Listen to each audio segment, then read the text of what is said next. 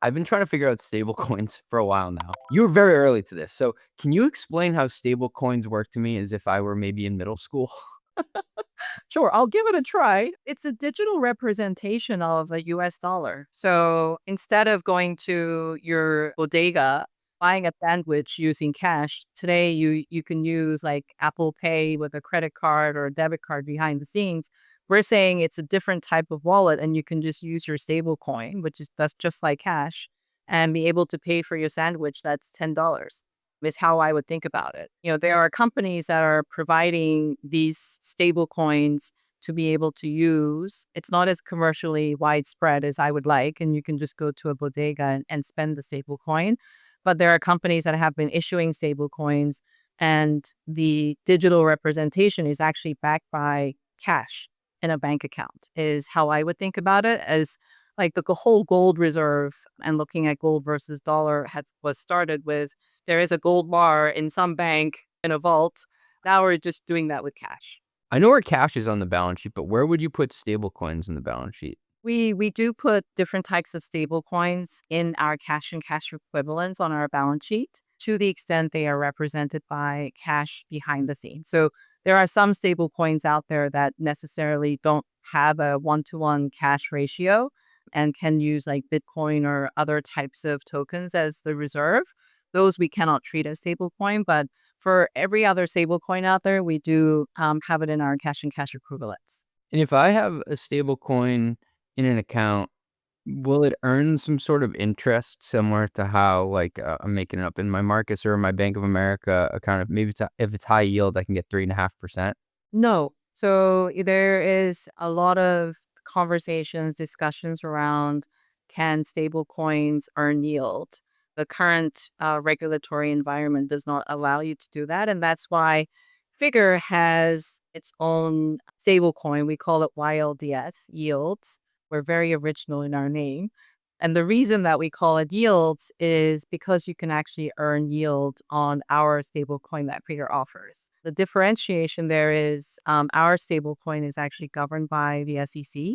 If you think of it more as legal terms, it is a debt security. And so we will give you one yield, and that yield will be earning SOFR minus 35 basis points. It's something that we really care about giving back the yield that we're earning while we use the cash that you give us. We are probably one of the only companies out there that has been able to give you a stable coin that you can actually use at a bodega if they have the infrastructure built behind it that constantly earns yield. Because I've heard some stories about stable coins out there, or at least they were coined as stable coins, no pun intended, that had crazy yields. And I'm like, there's no way that could possibly be true. I look at our yields as more of a portable money market fund. So you have cash in your wallet, but it constantly earns some type of yield. Nice. Well, we have a lot of finance leaders listening, Macrina, who are interested in coming up with some sort of stablecoin strategy. Maybe if you're game, we could go through like a crawl, walk, run here. What would be the crawl? What's the smallest real dollar experiment a CFO could run next week with stablecoins? I think if they want to, come to Figure and let us know that they want to buy YLDS, they can actually even start doing that personally. So we have an app or a web app, and there's no like low denomination. You can just buy $1 YLDS as well if you want to. So if I were the CFO and I wanted to see if it's safe or not, I'd start with $50, $100, try it out, see how easy it is to onboard and be able to see the yields earning daily. So if you look at our app, it shows you you've earned, X amount of dollars based on the yields that you've deposited with us. So I would start there. And this is a conversation I have with investors as well. Try our app. You can see that you can buy yields. It's really easy. It is funny how a lot of these technology adoptions do start at the personal level. Like if you think about using ChatGPT now, I started using it, asking like silly questions about like a recipe or something. Not that I cook that often. And then eventually I get comfortable enough to connect it to my entire G drive, which it's like 2 years ago, that would have been mind blowing to say, yeah, just have access to all my files. Just know who I am. So what's the walk? What's the next thing that somebody could do with stable coins? Then I would, reach out to Figure because now you've tried it. You see that you can see the earning of the yield daily. It's quite easy to use. But institutions a little bit more different. You have to onboard your entity. You have to go through your know your business process, and it's also mutual in terms of the company will want to know that if I put in $100,000 and I ask for that $100,000 in cash back tomorrow, you want to be able to see that you can get that money back. So whatever your comfort level is, whether that's $10,000 or $1,000, have that account open. And then I call it testing the pipes. You test the pipes, you deposit money, and then ask for it back a few days later. All of a sudden, don't warn us, don't tell us, and see if that whole process works. And then what's the run when you've truly incorporated stablecoins? I would start with depositing your cash into YLDS. And then to the partners that work with us, you can pay with YLDS because you know that the pipes are working and you know you can redeem at any time. Then you can put it through the circulation, use it within the Figure ecosystem, because a lot of the products that we offer to institutions and retail work based off of YLDS. The marketplace can only be as efficient and fast as the slowest tool in there, and cash is going to be the slowest because you're beholden to the whole banking hour.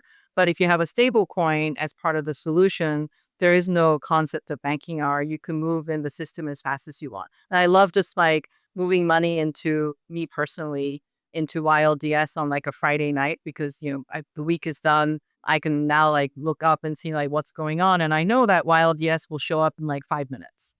Oh, me and my wife were trying to buy a car a month ago, and they're like, "You can take it home today." And they're like, "Just wire us the money." And I'm like, "But it's Saturday." He's like, "You can't take it home today." Well, now there's a stable coin. If you accept it, you can get it right away. That was frustrating, but at the same time, some would argue that the friction for moving money is in some ways a feature and not a bug of the financial system. What would you say to that? It does make sense. So in crypto world, if you are just looking at Bitcoin one to one, you have your own address. I have my own address. And if I send you Bitcoin, it's irreversible. So if I send it to the wrong address and you run away with it, I'm not going to get it back. What's different for YLDS is that it's a debt security. So there could be a mistake when I send you the YLDS and I say, no, no, no, no, no, they went to the wrong place. We also have a copy of the register as a digital transfer agent as a company. So we have that license and we have that record of, CJ being the person who is owning the YLDS. And so we can get it back for you. That is the safety of who we are and what we do. And that's a little bit differentiated with like true native crypto.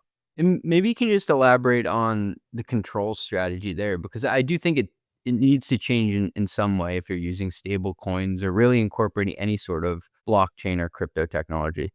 Having a digital register and knowing that CJ, Macrina, Figure, or wherever other entity that may be, owns a number of YLDS on any given day or any given time, and having that record is really helpful. I think Bitcoin, it is somewhat not as transparent. It's all on the blockchain, but nobody knows like who owns which wallet, no behind the scenes of what's going on.